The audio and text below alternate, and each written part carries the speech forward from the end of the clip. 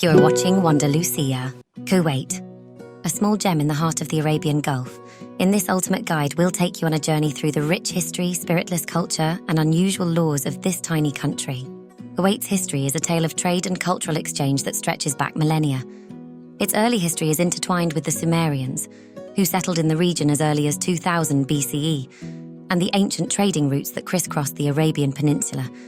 In the 18th century, Kuwait evolved into a bustling trading post for merchants traveling between India, Mesopotamia, and beyond, fostering its maritime heritage. Throughout the 19th century, Kuwait became a haven for pearl divers and traders, and it developed a distinctive governance system based on merchant families known as Sheikhs of the Sea. In 1899, Kuwait came under British protection, ensuring its stability and growth. Kuwait's modern history took a significant turn in 1961, when it gained independence from Britain.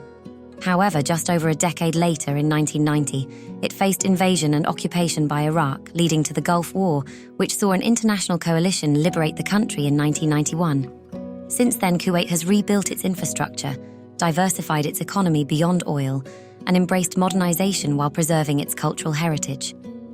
Today, Kuwait stands as a prosperous nation with a thriving economy. Kuwait, like many Arab nations, has its unique traditions, some of which may seem unusual to outsiders. The Hajj el-Layla celebration, marked by children going house to house to collect sweets on the 15th night of Shaban, is a charming example of Kuwaiti folklore. One such tradition is Gergayan, a celebration during the holy month of Ramadan, where children dress in colourful costumes and go from house to house, singing traditional songs and receiving sweets and gifts from neighbours. Another fascinating tradition is Al-Hagag, where people decorate boats with colourful lights and decorations during the Eid al-Fitr holiday, creating a dazzling display on the waters of Kuwait Bay. Kuwait hosts events that might intrigue visitors. Among these are the annual camel races, where robot jockeys guide the camels to the finish line, showcasing a blend of traditional Bedouin culture with modern technology. Kuwait also celebrates the traditional sport of falconry, with falconry festivals attracting enthusiasts from around the world. Kuwait shares some customs with neighbouring Arab countries, such as the importance of hospitality, family values, and the observance of Islamic rituals. However, it also maintains distinct traditions, like the specific style of the Arda dance and its own unique culinary dishes, which set it apart. Kuwait, like many cultures around the world, has some customs that may appear baffling to people around the world. One such tradition is Nawafir, a practice where Kuwaiti families set up colourful tents in the desert during the summer months, enduring scorching heat to enjoy traditional meals, tea and coffee in a communal atmosphere. Another custom is Majlis al-Ghanim, where Kuwaiti men gather in a separate room of the house, away from female guests, to socialise, discuss various topics, and engage in card games or dominoes. Kuwait has a legal system that is deeply rooted in Islamic law and tradition, which can lead to some laws that may appear unusual or strict from a moral perspective. Public display of affection. Kuwait has strict laws against public displays of affection, even for married couples. This law stems from conservative Islamic values that emphasize modesty and the importance of maintaining decorum in public spaces. Alcohol ban. Kuwait maintains a strict ban on the possession and consumption of alcoholic beverages. This law is rooted in Islamic law, which prohibits the consumption of alcohol. Public music restrictions. Kuwait has at times imposed restrictions on playing music in public places during certain hours, particularly during religious occasions. Ban on certain publications. Kuwait has laws that allow for the banning of publications, including books and magazines, that are deemed offensive or contrary to Islamic values. This censorship may be viewed as an infringement on freedom of speech and expression by Western standards. Strict internet regulations. Kuwait has implemented strict regulations on internet usage, including monitoring and filtering content. Some websites and online platforms may be blocked or restricted if they are deemed contrary to Kuwaiti values. Curfew laws for expatriates. Kuwait has imposed curfew laws specifically targeting expatriate workers, restricting their movement during certain hours. These laws aim to regulate the behaviour of foreign workers, but may be seen as discriminatory or unusual from a first world country perspective, where such targeted restrictions based on nationality are less common. Censorship of films and media. Kuwait often censors or restricts the screening of films and media content that it deems contrary to its values. Political criticism. Criticizing the Kuwaiti government or members of the royal family can have legal consequences, as these topics are sensitive and offensive. No public display of religious symbols. While Kuwait is an Islamic country where the majority of the population is Muslim, it's unusual for Westerners to encounter a law that explicitly prohibits the public display of religious symbols or proselytizing for other faiths. This reflects the strong influence of Islam in Kuwait's laws and cultural norms. Restricted access to certain areas. Kuwait has restricted zones where access is limited to Kuwaiti citizens and residents only. Foreigners, including expatriate workers, may require special permits to enter these areas.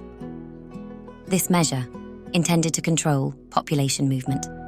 Gender discrimination, including both gender and nationality-based discrimination.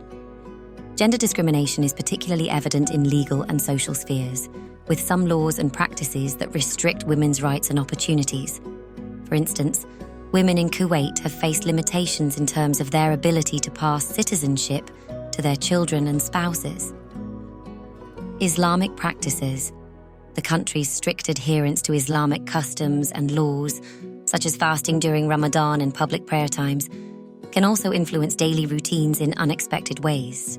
Kuwait has a substantial migrant population, with foreign workers often referred to as migrants or expatriates.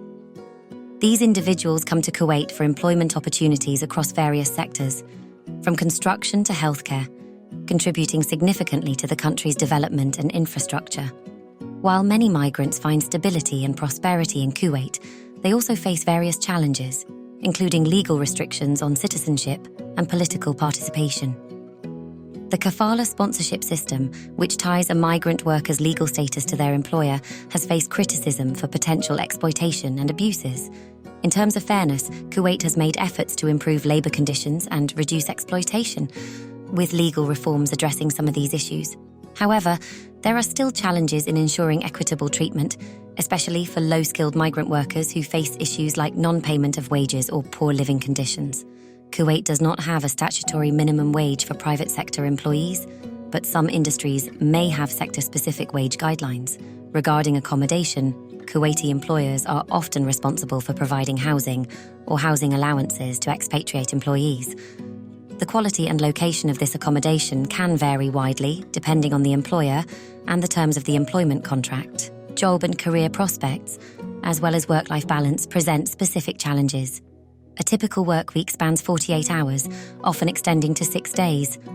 Larger companies are occasionally reported for labour law violations, with some managing to evade consequences. Advancement in one's career can be challenging for expatriates, as Kuwaitis are typically favoured for higher-level positions. Furthermore, establishing a company independently is not an option, as a Kuwaiti partner must hold a majority share of 51% in the business. These factors collectively shape the job landscape in Kuwait. Feeling welcome, making friends, and experiencing friendliness can be a challenging aspect of life in Kuwait for many expatriates. The social scene is notably restricted, and approaching strangers is often met with disapproval. Expats may find themselves unfairly shouldering blame for various issues within the country, leading to an atmosphere that isn't particularly welcoming. In recent times, the Kuwaiti government has even announced an aggressive plan to expel a significant number of expatriates, specifically a staggering hundreds of thousands per year for an entire decade. This policy only adds to the sense of unease and insecurity for expats trying to build a life in Kuwait. Common courtesy can be scarce, line cutting is common, and expatriates often feel like second-class citizens facing widespread racism. Reports of police mistreatment, especially toward non-Arabic speakers, are not uncommon. Additionally, Kuwait's practice of collecting DNA samples from residents and visitors has stirred controversy regarding freedom and privacy rights. To conclude, Kuwait is a nation of contrasts and unique experiences. Challenges, including gender disparities, discrimination, and social issues, are being addressed as Kuwait evolves. The country's approach to citizenship differ from first world countries, but they reflect Kuwait's demographics and historical context.